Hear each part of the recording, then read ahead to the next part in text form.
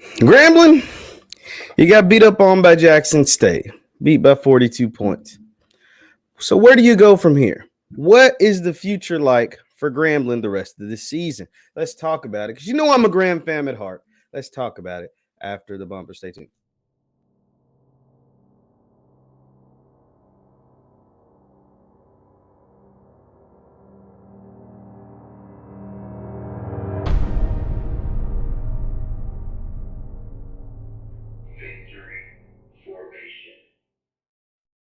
What is up, everybody? What is up, everybody? My name is Jeff Lightsy Jr. here with the Black Boss Channel on Victory Formation. Thank you guys for tuning in. Be sure to hit that thumbs up button, like, share, subscribe, and the notification bell because we upload every single day. Now, Grambling, Coach Hugh, Grambling, got beat up on by Jackson State.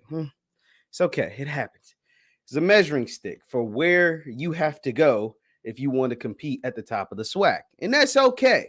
That is okay because the beautiful thing about it is, one, it was considered a non-conference game. So it doesn't count against your conference record. You're still in the thick of it in the SWAC West. And in the SWAC West is murky. It's really ugly. Texas Southern beat up on Southern's, skunked Southern 24-0. Prairie View beat Texas Southern, and Prairie View is, they're a shaky looking team. They're not nothing special. So you still have a lot that is going for you. That is Graham fam. And like I said, losing to Jackson State, even losing to Jackson State by 40, you can recover from it. So here's a couple of takeaways from the game. I'm going to show you the box score, and then also for those who watch the game, you'll know exactly what I'm talking about. So as far as the quarterback play, Quintarius Hawkins, he was under duress a lot, and I think he will continue to improve. Now, you got to remember, Quintarius Hawkins is a JUCO transfer, and in the first game, he didn't play much because he got knocked out of the game, and it was just a sheer blowout. I'm not going to say he didn't play much, but he got knocked out of the game. Second game, they kind of did their thing. And then Jackson State, he made some questionable decisions. Some of those passes, the first interception was a tip ball. He didn't get much protection. And then the second interception was just a bad pass. But his receivers didn't help him out. They had a fumble early in the game by Ryan Peppins. J.R. Waters ended up catching a deep touchdown at the end of the game in garbage time, but he was dropping a lot of passes. So I'm not gonna just beat up on Quintarius Hawkins. I think he still has a lot of room for improvement. And he didn't play a terrible game. That JSU defense is just nasty. Just call it what it is. It is disgusting. It is a great unit. A great unit over there at JSU. Julian Calvez got in, threw a couple incompletions. It was garbage time or whatever.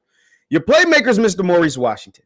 And it's unfortunate because I didn't listen. I haven't heard the post-game conference, but I imagine Maurice Washington has some kind of injury or cramps because he was lighting JSU up in the first half, both out of the backfield on pass catching, and then he had the big 76-yard touchdown run. And my thing with Grambling, you have to get him the ball more. Now, granted, this game is a little different because he may or may not have been injured, but there's no way there should be a game the rest of the season. Listen to me, Coach Hugh. Hey, listen to me for a second. There is no way the rest of the season Maurice Washington has to get between 20 and 25 touches every single game. If you want a chance to beat any and everybody moving forward, because you can beat a lot of these teams left on your schedule, Maurice Washington has to get no less than 20 touches. That is, and really it should be 25.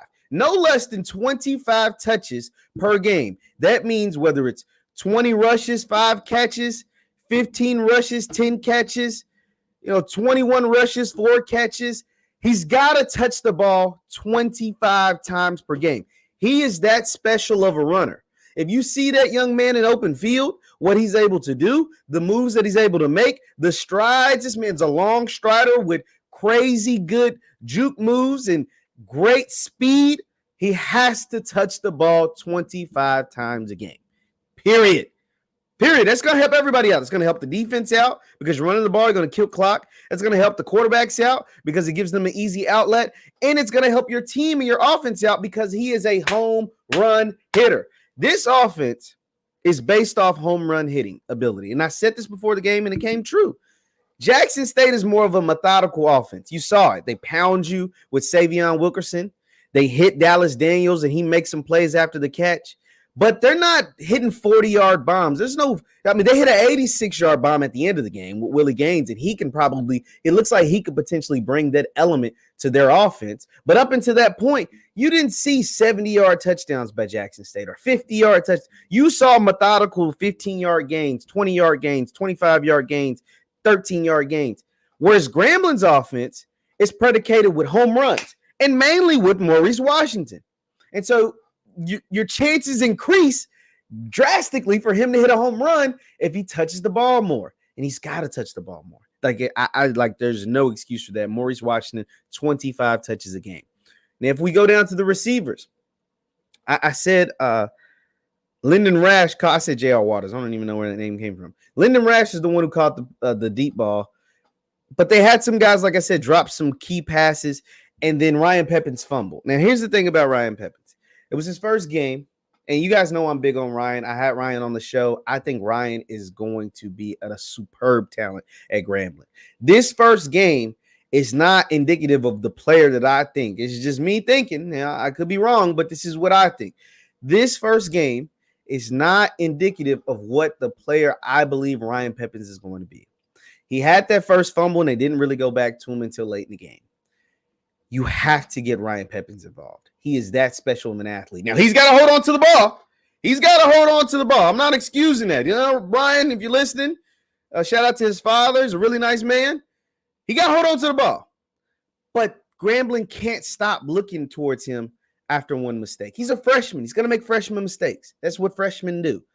But he is too talented to only get 2 catches. He is too talented to only get 2 or 3 targets. Maurice Washington is option numero uno on offense. Ryan Pepins, I believe, has to be number 2. I honestly do believe that. I think Ryan's got to hold on to the ball. Lyndon Rash is a good player, and some of these other guys are going to come along. But Ryan, I think, is a guy that can be special. He is another, because this offense, I think, is predicated on home run plays. Ryan is a guy that's a home run hitter. Ryan, even on the catch that he fumbled, he made the first guy miss. Aubrey just made a good play, and I think it was Isaiah Bolden. He made Bolden miss. Aubrey makes a good play, and Ryan is miniature. He's small, and he lost the ball, and that's okay. It's welcome to college. He had his first welcome to Division I college football moment. But moving forward, I think you have to continue to incorporate him into the offense. Now, the defense played okay in the first half. They made some plays in the first half. They forced a fumble. Sodiata Anderson forced a fumble. Then it was a scoop and score. And they had Shedeur Sanders shaky in the first half. Now, the second half, the secondary got exposed. Dallas Daniels was able to do whatever he wanted to do. Willie Green. I said all these names. Oh my God. Willie Gaines. Shout out to Willie. He's been on the show before too. Willie Gaines was able to make a deep play that kind of like was the knife in the heart at the end. So the secondary's got to improve, but to help the secondary, that pass rush has got to improve.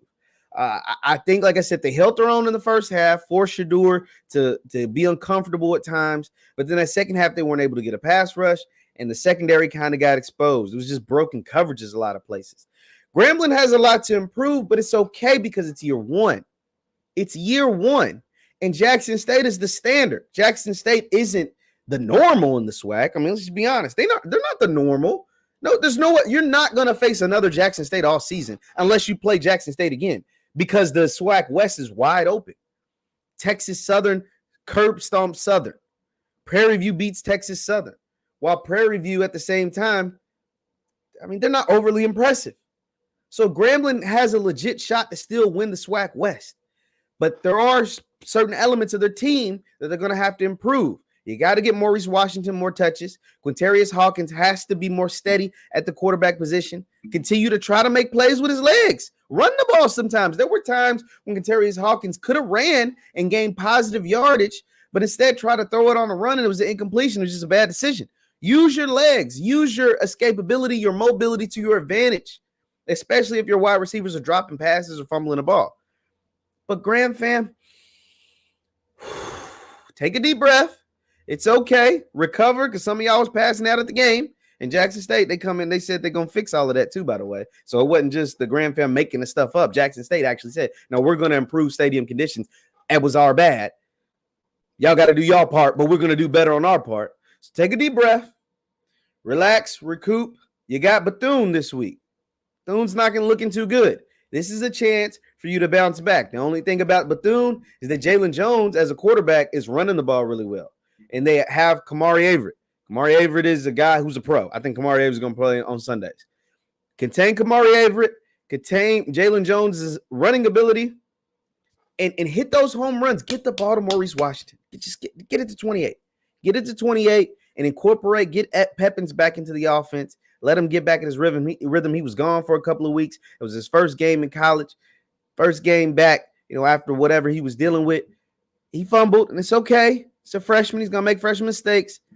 Get him back into the flow of the offense because he's a dynamic playmaker that's going to make a ton of plays for you this season once he gets back into the groove of things. Leave your thoughts in the comments down below. The Graham fam, this is where they have to go moving forward.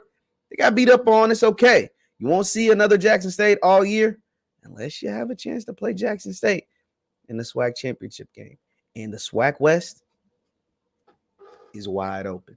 Leave your thoughts in the comments down below. Once again, my name is Jeff Lightsy Jr. with the Black Boss channel. Hit that thumbs up button, guys. YouTube, I don't know, they're acting funny about something. I got a age restriction on one of my videos, and the views and the likes and stuff been kind of weird. So hit that like button for me. Share this broadcast. Thank you guys for tuning in. Also, you can follow me on Instagram and Twitter at JLighty7. That's Instagram and Twitter at JLighty7. Thank you guys for tuning in. I'll see you next time. Peace.